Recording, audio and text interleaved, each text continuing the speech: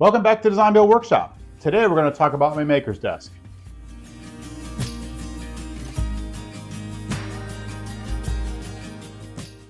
So this desk was my COVID project, and because of that, I had a great deal of time, but the one thing I wanted to do was not spend a ton of money. So this was entirely made out of pine and mainly 2x4s and 1x4. The great thing about using 2x4s, especially for the construction of this, it was really inexpensive. That I basically glued up and then trimmed down to basically bring them down to 3x3. So I got rid of all of the rounded edges, and that's what formed the outside decorative piece or supportive piece. The plywood obviously was the most expensive part, and this was actually before plywood went through the roof. After COVID. It was still, reasonably priced. So using the 2x4s and gluing those up and making those end pieces was perfect. And I even used some of the 2x4 I ripped down to 1x4 because I didn't have quite enough. And that was great because, like I said, 2x4s are inexpensive. The 1x4, by board foot is actually a little bit more expensive, but I didn't need a ton of that either. I mostly used the 1x4s for the door fronts and some of the other trim pieces. So the desk is actually 8 feet long, which sounds kind of long, but for what I wanted it for, it serves every purpose that I need. And I wanted a big, open, clear space on top. And that's because, normally it doesn't look this clean. I've got stuff going on all the time. I'm 3D printing stuff, or I'm putting some kind of model pieces together, or I've got, tools that I've got laid up here because I'm working on some other thing. So I want that nice clear top. And as you can see also, the only thing that's on here are the monitors, something that holds some papers, a couple candles, and this fan that I rebuilt. So I can clear this all off and have a much bigger space if I want to, but I don't have my CPU up here. I don't have a printer up here. I don't have a 3D printer up here. I've got nothing on my desk other than the monitors, essentially. The rest of it I can all take off. If you've ever done any cabinet making, you're probably familiar with pocket screws. This is the Krieg system or Craig system that I used. It's just like a little guide to help you drill the holes for the pocket holes. Works really well. The whole thing was assembled this way. When I built the boxes for the cabinets, I faced the edges. Instead of using edge banding, I actually used a real thin, probably 1/8 to 1/4 inch thick piece of pine that I put around the edges, and that's what the tape is holding. It's actually the tape is being used as a clamp to hold those face pieces in place. So in this cabinet, I've got the printer, which is on drawer slides. So this comes out, and I can easily access the paper tray. Put that in. It pulls out enough that I can open up and scan whatever I need to. And the cable's managed behind through the cable management system that I designed for the desk. Normally this doesn't even roll out because once I print something, I can just pull it out of here. But I didn't want the printer sitting on top of the desk. It takes up a lot of real estate. So it stays inside here. This is a drawer that should have sliders on it, but it doesn't. It's just filled with most of my scrap stuff. So I still need to put the sliders in this piece, but normally that would just slide in and out. Of course, I use soft close on all the hinges, so everything closes nice and quietly. When I built the cabinet box for the computer, I made sure to have venting in the back because I wanted it to be able to cool. The one end cabinet was actually put together, so the one that's got the paper printer and holds the CPU, those are actually screwed together and are basically one box with a divider in the center.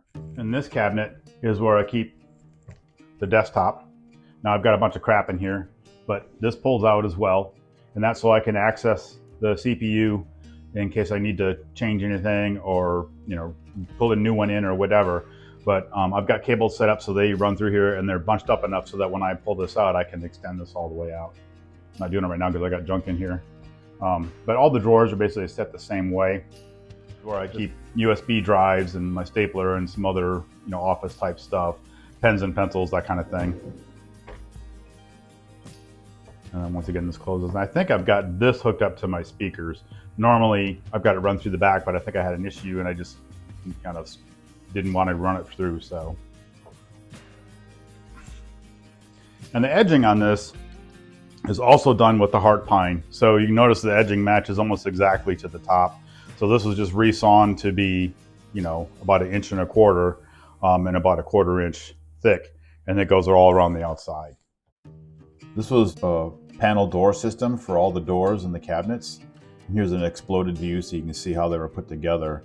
This all done with a table saw, very easy. Once again, all straight pine. When I glued them up, I actually put a bunch of boards together, scrap pieces, and I had a bunch of wedges. And so I was able to glue up 3 door panels at one time. The only differences in this photograph is I had weights on top. So when I was wedging that together, it wasn't trying to buckle up at all. One of the more difficult aspects of building this desk was the top. I knew I wanted to use the reclaimed flooring, heart pine I had found, but it wasn't so much a problem as it was messy. It was an older tongue and groove type of a plank. So the first thing that had to happen is I had to remove, you know, the tongue and groove. So that had to get ripped down. And then once that was done, because I wanted the saw kerf to appear, I had to turn it on edge and then run it through the saw to basically put that saw kerf, you know, back into the planks. So like I was saying before, the top of the desk is made from resawn heart pine flooring. This was basically taken out of an old salvage yard that basically collects old architectural elements. So this was out of a, you know, old house, probably from the 1800s. And all I did was resaw and cut this. And I wanted the saw kerf to appear. So this is not what it looked like to begin with. But you can see here, there's all these semi-curved marks in here. And that's from the saw, because I re-ran this wood through the saw on edge to basically put all that saw kerf back in here. So it looks like rough sawn wood, but it's actually pretty smooth.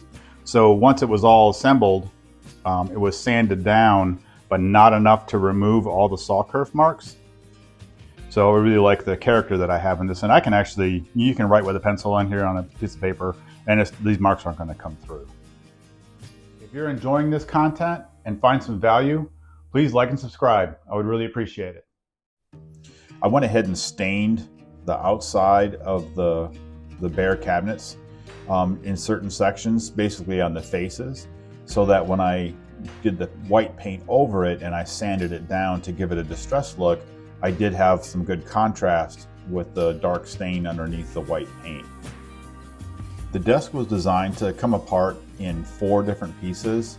So I've got the one cabinet unit, which contains the paper printer and the CPU. That's one piece. And then I've got the other cabinet on the other end of the desk, and that contains the 3D printer. And then the top is a separate piece, of course.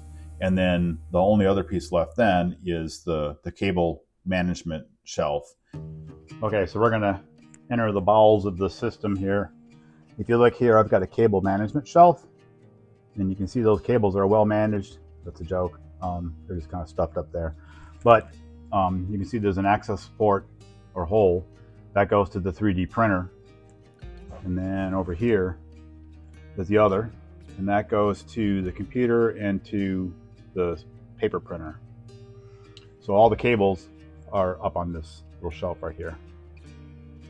And of course there's a vent that's here, outlets right there. And then of course up here is the surge protector, which is where the blue light's coming from. The biggest trick to the whole desk is this cabinet right here. This is where I keep my 3D printer. It's on a slider, so it comes all the way out, so it's easy to take off. I can access the spool back here. I had an Ender 3 before, which is what this is set up for. I got rid of it once I got the K1. This drawer in the space is still big enough to put a K1 Pro in, because I checked the measurements of that just in case we're ready to move forward with that. This has worked really well. I didn't want to have this on the desktop for the same reason I was saying before. I wanted clear space because a lot of times I'm doing stuff up here. I've got a bunch of stuff up here that is just gonna, have this stuff be in the way. So I wanted everything to be inside and be as clean as possible. And of course, this works this way too with the soft close. If you'll notice, this door opens this way, the other doors open the other way. And that's because where I sit, I can access the doors without anything blocking anything I'm trying to access. So I don't have to get up from the desk and try to get into a different cabinet for whatever reason I need to get into it. So something I added that was a little bit of an afterthought was this. I have a pull-out shelf that I can access a laptop. Now, you may ask, why do I have a laptop set up underneath my desk? Well, it's because all the design work that I do, I built this CPU about 11 years ago. And I designed it and built it specifically to do design software, 3D design software. This computer does not have access to the internet, and I designed it that way on purpose. So, like I said, this thing's been running clean now for 11 years. I've never had an issue with this computer. And that's because, there's no way I can get a virus on this computer because it doesn't have any access to the internet. So if I do need to do anything, if I need to update something or whatever, I'm going to do it from this laptop. And then if I do need to transfer something, I'm going to make sure it's clean before it goes into this system. So that's worked out really well for me. It's a little bit of a pain because sometimes I got to transfer things in a couple different ways because this thing can't communicate, over the internet, but I'm fine with that because it's been running really well. So I hope you enjoyed this video of the Custom Design Maker's Desk. I hope it inspires you to maybe come up with your own system that you would like to design or build and work on. But if you have any questions, please put them in the comments. I'm happy to answer anything.